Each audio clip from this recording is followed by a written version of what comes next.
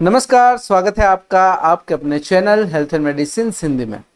आज की वीडियो में मैं आपको बताऊंगा कि अगर आपने टैटू बनवाया है, मतलब कि अगर आप टैटू बनवाने के शौकीन हो, साथ ही साथ आप रेगुलर बेसिस पर ब्लड डोनेट भी करते हो, तो टैटू बनवाने के तुरंत बाद क्या आप ब्लड डोनेट कर सकते हो?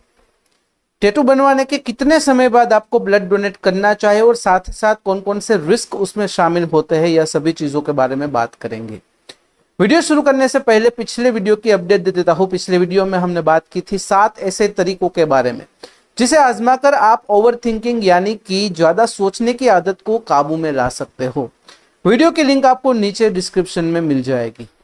देखिए, कई सारे लोगों को टैटू बनवाने का शौक होता है। देखिए, टैटू बनवाने की जो प्रक्रिया है, जो परंपरा है या फिर जो फैशन है, वो अभी की नहीं है। मतलब कि हजारों सालों से टैटू बनवाने की परंपराएं चल रही है।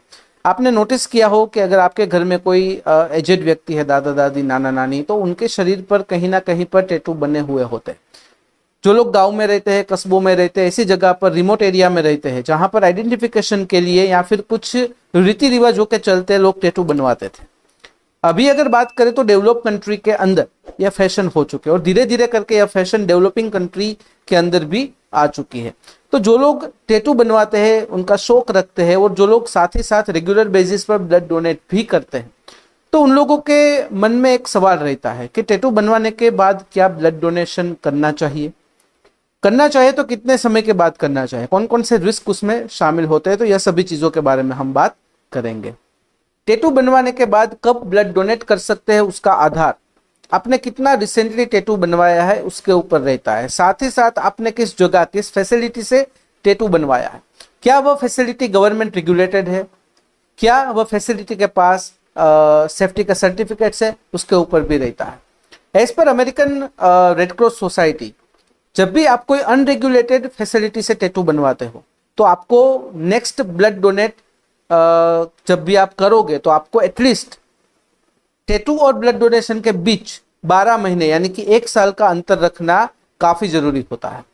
कहीं पर ऐसा लिखा हुआ होता है, कुछ अध्ययन में ऐसा भी सामने आया है कि आपको एटलीस्ट 6 महीने रुकना है। अगर एफडीए यानी कि फूड एंड ड्रग एडमिनिस्ट्रेशन की सुने तो अप्रैल 2020 में एक रूल बनाया था कि अगर आप कोई गवर्नमेंट रेगुलेटेड फैसिलिटी से टैटू बनवाते हो, तो आपको एटलीस्ट 3 महीने तो रुकना है नेक्स्ट ब्लड डोनेट करने से।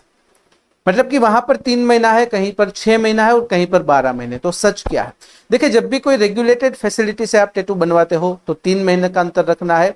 6 महीने का जो है वो भी मैं अभी आपको बताऊंगा कि 6 महीने का अंतर क्यों रखना है। और अगर आप अनरेगुलेटेड कोई फैसिलिटी से टैटू बनवाते हो, तो आपको एटलीस्ट 12 महीने मतलब कि आपको वेट करना है नेक्स्ट ब्लड डोनेट करने से। अब 6 महीने वाली बात को मैं आपको एक एग्जाम्पल के तौर पर बताऊंगा कि देखिए, जब भी कोई व्यक्ति टैटू बनवाता है तो एक रिस्क रहता है, नॉर्मल सा रिस्क है। सभी लोगों को नहीं रहता, लेकिन कुछ लोगों का रिस्क रहता है हेपेटाइटिस जो वायरस है उससे संक्रमित होने का। अगर बाय चांस आप टैटू बनवाते हो और हेपेटाइटिस वायरस से संक्रमित होते हो, तो उसके जो लक्षण है वह आपको 6 महीने के बाद दिखाई देंगे कि भाई जो टैटू बनवाया था वहां से जो संक्रमण लगा था उसके लक्षण 6 महीने बाद दिखाई देंगे। तो आपको 6 महीने के बाद पता चलेगा कि आपको हेपेटाइटिस हुआ है। अगर आप 6 महीने वेट नहीं करते हैं और ब्लड डोनेट कर देते हैं 3 महीने के बाद, तो फिर क्या होगा कि आपका जो ब्लड है वह कंटामिनेटेड हुआ होगा। तो जो डोनेशन जो सेंटर है उसके पास आपका जो ब्लड गया है वह काम में नहीं आएगा, तो वह यूजलेस हो जाएगा। इसलिए 6 महीने एटलीस्ट आपको वेट करना है, ताकि अगर ऐसा कोई संक्रमण होता है तो उसके सिम्टम्स आपको थोड़ी देर से दिखाई देंगे, ताकि ऐसा होने पर आपको पता चल पाए कि अगर ऐसा कोई संक्रमण हुआ है तो 6 महीने के बाद आपको लक्षण दिखाई देंगे, जिससे आप डॉक्टर से बात करोगे तो पता चलेगा कि आपको संक्रमण हुआ है। तो ऐसे केसेस में जब तक वह संक्रमण ठीक नहीं हो जाता, क्लियर नहीं हो जाता, तब तक आप ब्लड डोनेट नहीं करोगे। तो एक सेफ्टी के तौर पर यह ध्यान रखना है, इसीलिए 6 महीने की बात है।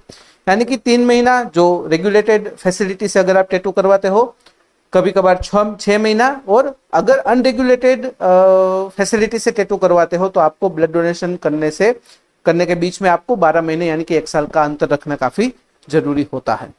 अब बात करते हैं टैटू बनवाते समय और टैटू बनवाने के बाद ब्लड डोनेट करते समय कौन कौन से रिस्क रहते हैं। देखिए, जो हमारी इम्यून सिस्टम होती है वह इस प्रकार से बनाई है कि अगर हम किसी भी फॉरेन ऑब्जेक्ट के साथ कनेक्शन में आते हैं, संपर्क में आते हैं, कोई भी फॉरेन चीज के साथ अगर हम संपर्क में आते हैं तो हमारी इम्यून सिस्टम ट्रिगर हो जाती है। अब जब भी आप टैटू बनवाते हो तो एक तो उसकी नीडल होती है वो मेटल की होती है, मेटल भी हमारे लिए एक फॉरेन सब्जेक्ट है, और इंक भी हमारे लिए फॉरेन सब्जेक्ट है। जब भी कोई व्यक्ति टैटू बनवाते हैं तो थोड़ा बहुत खून भी निकलता है, तो उसका मतलब है कि जो इंक है और मेटल है वो डायरेक्टली हमारा जो ब्लड है, हमारा खून है, उससे संपर्क में आता है, जिससे हमारा ब्लड कंटामिनेटेड हो सकता है। ऐसी सिचुएशन में hepatitis B, hepatitis C, HIV और स्किन इन्फेक्शन होने के चांसेस बहुत ज्यादा बढ़ जाते हैं। अगर आप ध्यान नहीं रखते हो, अगर आप ऐसी जगह से टैटू बनवाते हो जो गवर्नमेंट से रेगुलेटेड नहीं है, अनरेगुलेटेड है, तो ऐसी जगह पर जहां पर हाइजीन का प्रॉपर ध्यान नहीं रखा जाता, जहां पर सेफ्टी का प्रॉपर ध्यान नहीं रखा जाता, तो ऐसे केसेस में यह संक्रमण होने के चांसेस रहते हैं। अब अगर आपका ब्लड कंटामिनेटेड होता है तो आपके ब्लड में मौजूद white blood cells, red blood cells, platelets, serum, antibody, haemoglobin, यह सब जो कंपोनेंट है वो भी कंटामिनेटेड हो गए। ऐसी सिचुएशन में अगर आप ब्लड डोनेट करते हो तो फिर आपका जो ब्लड है वो ब्लड डोनेशन सेंटर के कोई काम में नहीं आता है और यूजलेस हो जाता है। तो इसलिए जब भी आप टैटू बनवाए तो मेक श्योर ऐसी जगह से बनवाए जो गवर्नमेंट रेगुलेटेड हो। और खास बात की ध्यान रखना है कि जो भी डेवलप्ड कंट्री है, फॉर एग्जाम्पल अमेरिका, US है, वहां पर बहुत सारी चीजों का ध्यान रखा जाता है टैटू बनवाने के समय, पहले और बाद में भी। लेकिन जो डेवलपिंग कंट्री है, जो इंडिया है, तो वहां पर क्या होगा, और जो इंडिया जैसी कंट्री है, जैसे कि अगर अभी हम देखिए डेवलप हो रहे हैं, तो यहाँ पर ऐसा कुछ भी रेगुलेशन बहुत ही आपको कम दिखाई देगा। और जो इंसान होते हैं, जो बॉडी होती है हमारी, वो उसके जो रूल्स होते हैं वो अमेरिका के लिए भी सेम होते हैं, इंडिया के लिए भी सेम होते हैं। तो जो रूल टैटू के वक्त, टैटू बनवाने के समय, उसके बाद ब्लड डोनेशन करते समय जो रूल्स US में लागू होते हैं वही रूल इंडिया में भी लागू हो सकते हैं। तो इस बात का भी ध्यान रखना है कि जब भी जहां से भी हम टैटू करवाए तो एक तो वहां पर सेफ्टी रखी जाती है कि नहीं, प्रिकॉशंस है कि नहीं, वहां पर हाइजीन है कि नहीं, रेगुलेशन है कि नहीं, ये सब चीज भी चेक करनी है, उसके बाद ही टैटू बनवाना है। तो इस प्रकार से जो रिस्क होते हैं टैटू बनवाने के समय और ब्लड डोनेशन करते समय वह रहता है। तो यह थी जानकारी कि जब भी आप टैटू बनवाते हो तो उसके कितने समय बाद आप ब्लड डोनेट कर सकते हो, ब्लड डोनेशन के समय और टैटू बनवाने के समय कौन कौन से रिस्क शामिल होते हैं उसके बारे में। तो फिलहाल इस वीडियो में बस इतना ही। आज का वीडियो ध्यान से देखने और सुनने के लिए आपका धन्यवाद। जय हिंद, जय भारत।